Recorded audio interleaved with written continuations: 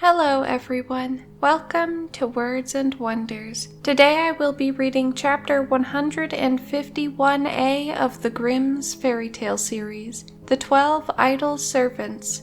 Please like and subscribe if you like what I do here. Now, let's begin. 12 servants who had done nothing all the day would not exert themselves at night either, but laid themselves on the grass, and boasted of their idleness. The first said, "What is your laziness to me? I have to concern myself about mine own. The care of my body is my principal work. I eat not a little, and drink still more. When I have had 4 meals, I fast a short time until I feel hunger again, and that suits me best. To rise betimes is not for me. When it is getting near midday, I already seek out a resting place for myself. If the master call, I do exactly as if I had not heard him. And if he call for the second time, I wait a while before I get up, and go to him very slowly. In this way life is endurable." The second said, "I have a horse to look after, but I leave the bit in his mouth, and if I do not want to do it, I give him no food, and I say he has had it already. I, however, lay myself in the oat chest, and sleep for 4 hours. After this I stretch out one foot and move it a couple of times over the horse's body,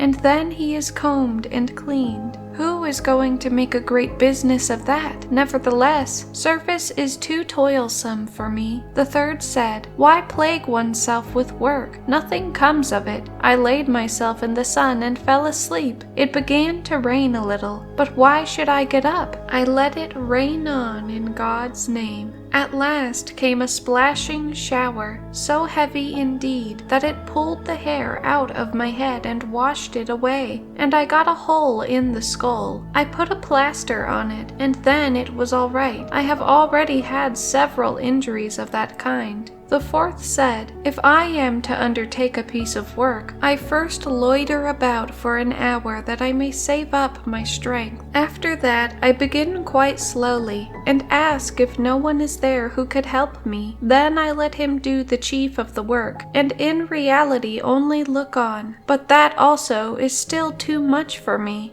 The fifth said, "What does that matter? Just think, I am to take away the manure from the horse's stable and load the cart with it. I let it go on slowly, and if I have taken anything on the fork, I only half raise it up, and then I rest just a quarter of an hour until I quite throw it in. It is enough and to spare. If I take out a cartful in the day, I have no fancy for killing myself with work." The sixth said, "Shame on ye! I am afraid of no work, but I lie down for 3 weeks, and never once take my clothes off. What is the use of buckling your shoes on? For aught I care they may fall off my feet. It is no matter. If I am going up some steps, I drag one foot slowly after the other onto the first step, and then I count the rest of them, that I may know where I must rest." The seventh said, "That will not do with me. My master looks after my work,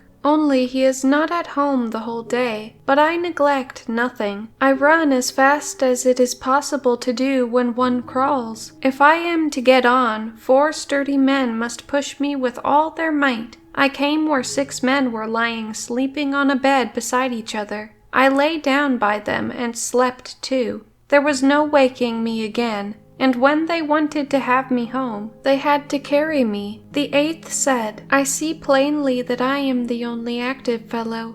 If a stone lie before me, I do not give myself the trouble to raise my legs and step over it. I lay myself down on the ground, and if I am wet and covered with mud and dirt, I stay lying until the sun has dried me again. At the very most, I only turn myself so that it can shine on me." The ninth said, "That is the right way. Today the bread was before me, but I was too idle to take it, and nearly died of hunger. Moreover, a jug stood by it, but it was too big and heavy, and I did not like to lift it up, and preferred bearing thirst. Just to turn myself round was too much for me. I remained lying like a log the whole day." The tenth said, Laziness has brought misfortune on me, a broken leg and swollen calf. 3 of us were lying in the road, and I had my legs stretched out. Someone came with a cart, and the wheels went over me. I might indeed have drawn my legs back, but I did not hear the cart coming, for the midges were humming about my ears, and creeping in at my nose and out again at my mouth. Who can take the trouble to drive the vermin away? The 11th said, I gave up my place yesterday. I had no fancy for carrying the heavy books to my master any longer, or fetching them away again. There was no end of it all day long. But to tell the truth, he gave me my dismissal, and would not keep me any longer, for his clothes, which I had left lying in the dust, were all moth-eaten, and I am very glad of it. The 12th said, Today I had to drive the cart into the country, and made myself a bed of straw on it, and had a good sleep.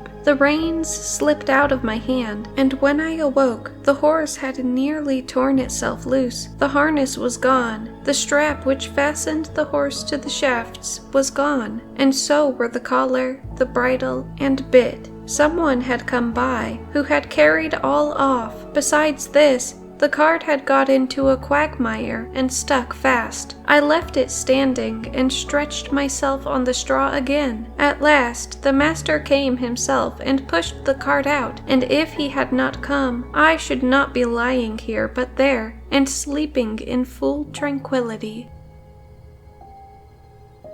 Thank you guys for watching, and if you would like to hear more stories like this, feel free to like, subscribe, and comment down below.